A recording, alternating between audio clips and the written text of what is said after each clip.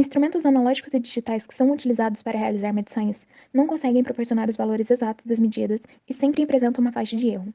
Os erros dos aparelhos manuais ou analógicos representam a metade da menor medida da escala de medição. Já os digitais apresentam um erro pré-determinado, que normalmente é a variação do último dígito. O erro de uma medida é classificado como incerteza do tipo A ou do tipo B. A incerteza obtida a partir de várias medições é chamada de incerteza padrão do tipo A, que é o desvio padrão determinado por métodos estatísticos.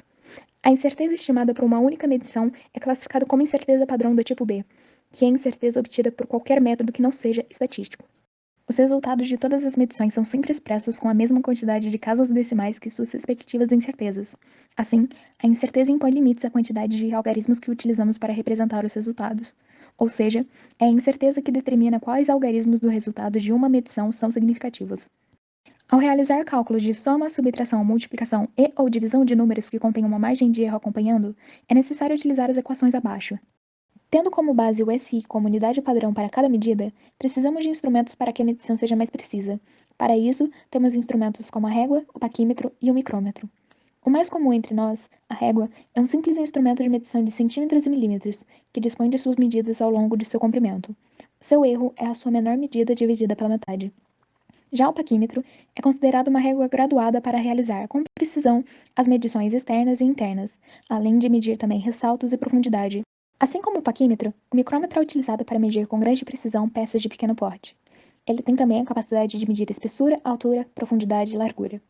Seu funcionamento é com base no deslocamento de um parafuso micrométrico numa porca. O objeto a ser medido deve ser colocado entre o suporte e um pistão, e após gerar o controle do mesmo, deve-se ouvir 3 cliques. Ativando a trava do micrômetro se torna possível realizar a leitura da medição. Tendo uma alta precisão em medidas de até 0,01 mm, o erro de um micrômetro é de 0,005 mm. A densidade é uma propriedade específica de cada material que serve para identificar uma substância. Matematicamente, a expressão usada para calcular a densidade é dada por D igual a m sobre V.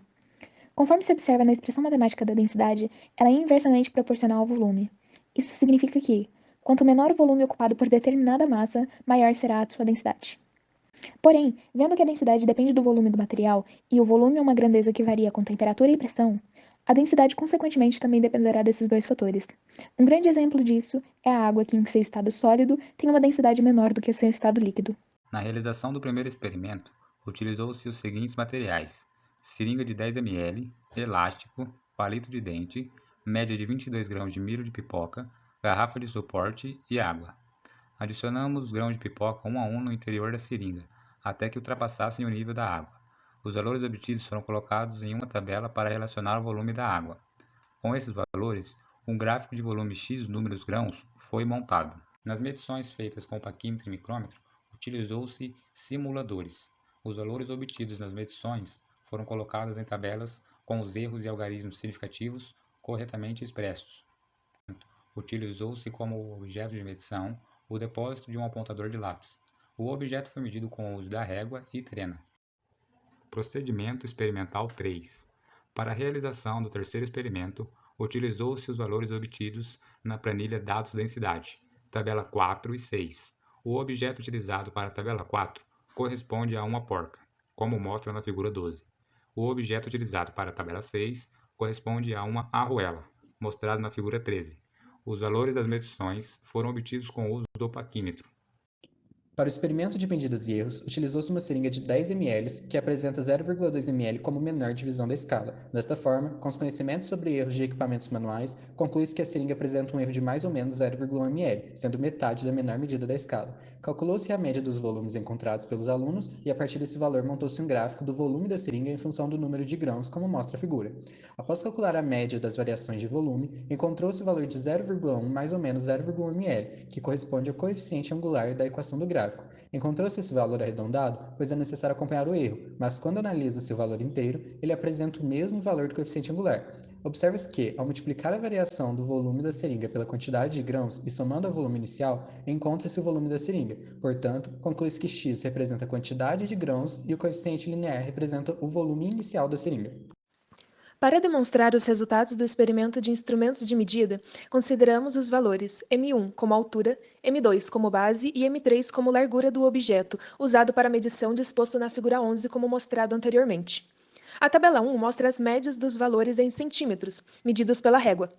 E a tabela 2, a média das medidas feitas na trena na unidade de polegadas. Para as medições com a régua, foi levado em consideração um erro de mais ou menos 0,05 centímetros. E para as medições com a trena, um erro de mais ou menos 0,02 polegadas, sendo assim, ambas o resultado da metade da menor divisão do instrumento usado.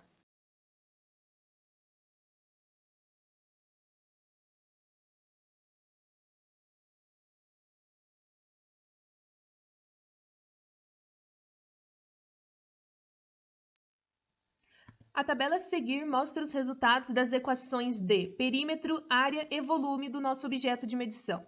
Como podemos ver, obteve-se 6,24 mais ou menos 0,04 polegadas para a equação de perímetro.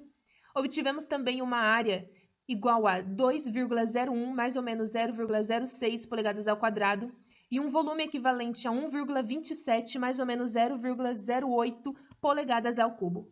Os erros acompanham os valores das equações mediante a propagação dos mesmos.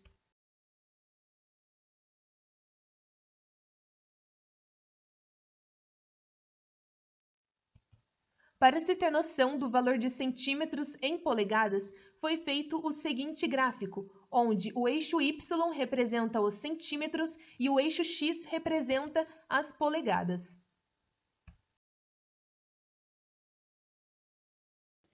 Inicialmente, com os valores fornecidos das dimensões da porca, cada aluno pôde fazer uma medida e sua média apresenta na tabela 4 a seguir.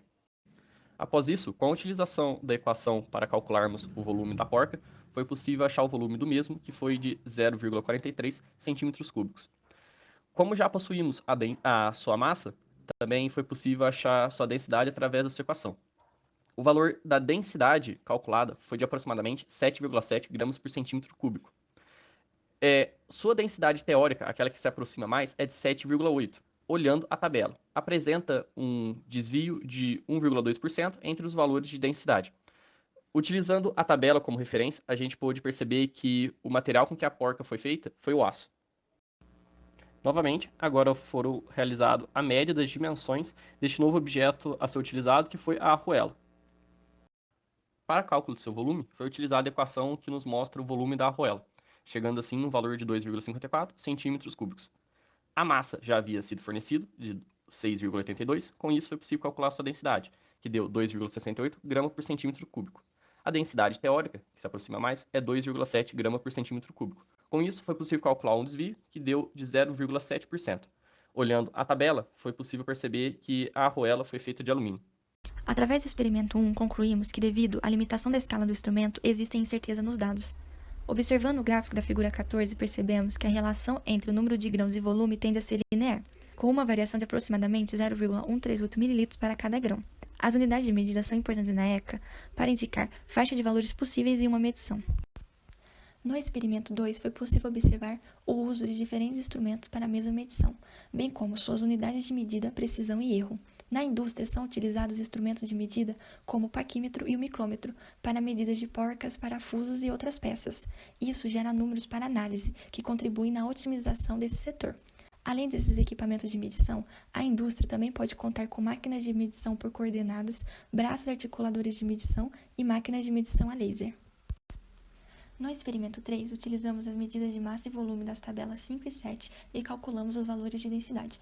Ao consultar uma tabela de densidade, concluímos que a porca é feita de aço e a arruela é feita de alumínio.